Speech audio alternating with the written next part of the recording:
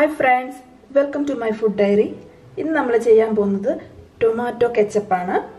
അപ്പോൾ വീഡിയോയിലേക്ക് കടക്കുന്നതിന് മുൻപ് ഇതുവരെയും ഈ ചാനൽ സബ്സ്ക്രൈബ് ചെയ്തിട്ടില്ലാത്തവർ പ്ലീസ് ഒന്ന് സബ്സ്ക്രൈബ് ചെയ്യുക. അതോടൊപ്പം പുതിയ നോട്ടിഫിക്കേഷൻ ആയിട്ട് ആ ബെൽ ഐക്കൺ കൂടി ഒന്ന് എനേബിൾ ചെയ്യുക.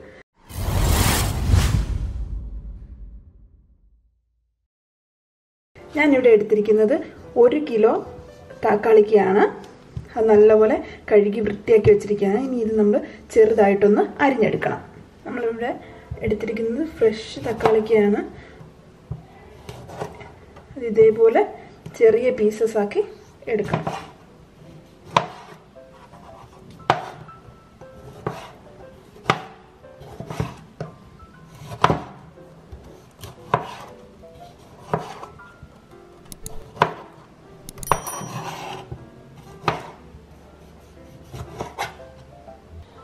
നമ്മൾ തക്കാളിക്കായി ഇതുപോലെ ചെറുതായിട്ട് അരിഞ്ഞെടുത്തിട്ടുണ്ട്.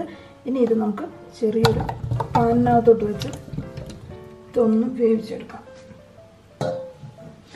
ഇതിനകത്തോട്ട് തന്നെ നമ്മൾ ഒരു ചെറിയ ബീട്രൂട്ട് ഇട്ട് കൊടുക്കും. അത് കളറ് കിട്ടാൻ വേണ്ടിയിട്ടാണ് അതിൻ്റെ ആ ഒരു ഇത്.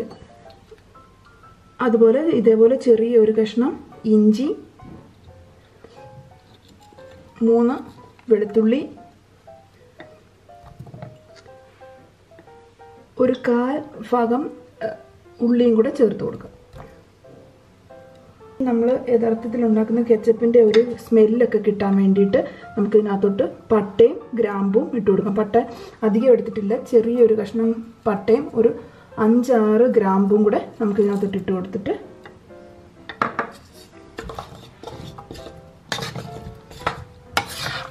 അടച്ച് വെച്ച് വേവിക്കണം. ഒരു 10 മിനിറ്റോളം 10-15 മിനിറ്റോളം ഇതൊന്ന് അടച്ചു വെച്ച് നല്ലതുപോലെ വേവിച്ചെടുക്കണം. ചെറുതായിട്ടൊന്ന് ചൂടായി വന്നിട്ടുണ്ട്. ഈ പരുവത്തിൽ നമുക്ക് ഇതിനകത്തോട്ട് ആവശ്യത്തിന് ഉപ്പ് ചേർത്ത് കൊടുക്കാം.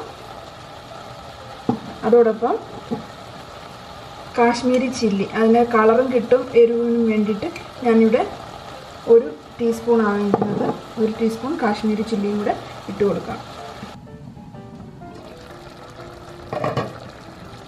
ഇപ്പം എല്ലാം നല്ലതുപോലെ വെന്ത് വന്നിട്ടുണ്ട്. ഒരു 1/4 ഭാഗം വേവായിട്ടുണ്ട്. ഈ പരുവാകുമ്പോഴത്തേക്കും നമ്മൾ എടുത്തു വെച്ചിരിക്കുന്ന ഒരു 5-6 ടേബിൾ സ്പൂൺ പഞ്ചസാര ഇതിനകത്തോട്ട് ഇട്ട് കൊടുക്കണം. ഇനി ഇത് നല്ലതുപോലെ ഒന്ന് ആലത്ത് വേണം.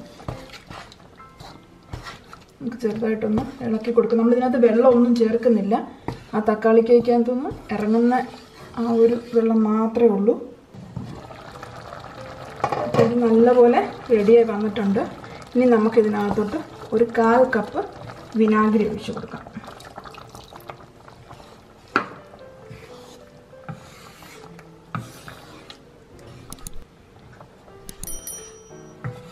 ഇനി അതൊന്ന് ചെറുതായിട്ട് തിളയ്ക്കുന്നത് വരെ വെയിറ്റ് ചെയ്തതിന് ശേഷം നമുക്കിത് ഓഫാക്കി ഇടാം. അതൊന്ന് ചെറുതായിട്ട് ആറിയതിന് ശേഷം മാത്രമേ നമ്മൾ മിക്സിയിലിട്ട് അരച്ചെടുക്കുള്ളൂ. നമ്മൾ വേവിച്ച് വെച്ച തക്കാളിക്ക് നല്ലതുപോലെ തണുത്തിട്ടുണ്ട്. ഇനി നമുക്കിതൊരു മിക്സിയിലോട്ടിട്ട് അടിച്ചെടുക്കാം.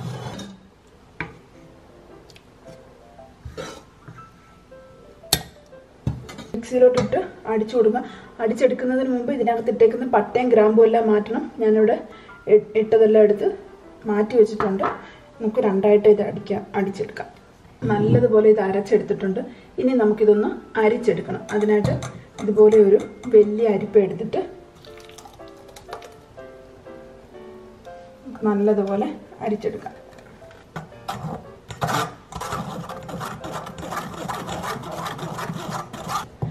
ഇതിപ്പോൾ അത്രയും നമ്മൾ കടയിൽ നിന്ന് വാങ്ങിക്കുന്നതിൻ്റെ അത്രയും ഒരു തിക്കായിട്ടില്ല.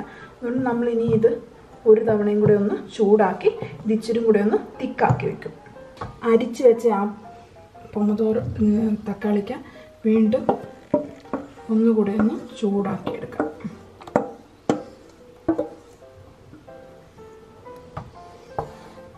ഇത് ഇളക്കി കൊടുക്കണം, അല്ലെന്നുണ്ടെങ്കിൽ തെറിക്കും.